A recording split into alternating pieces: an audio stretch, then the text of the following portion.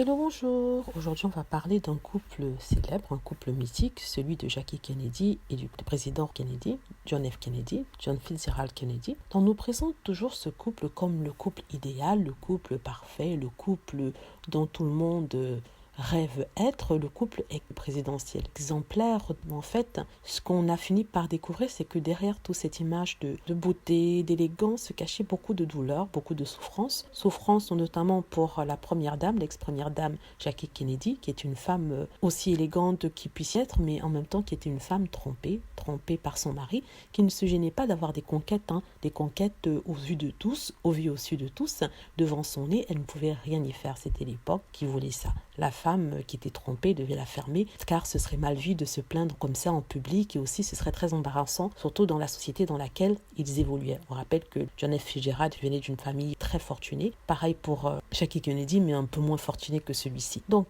il le faisait devant tout le monde, et d'ailleurs, le couple qu'il formait avec une très célèbre actrice était devenu un mythe.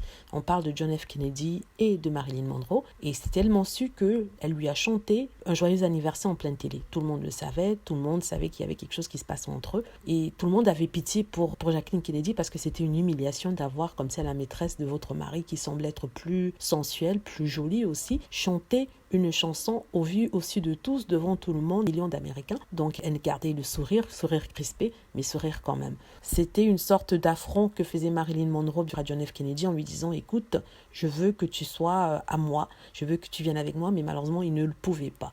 Donc, derrière cette façade de couple exemplaire, il y avait bien cette souffrance de sa part. Et lui aussi avait une souffrance physique et morale, parce qu'il était, avant son décès, bien sûr, il était malade.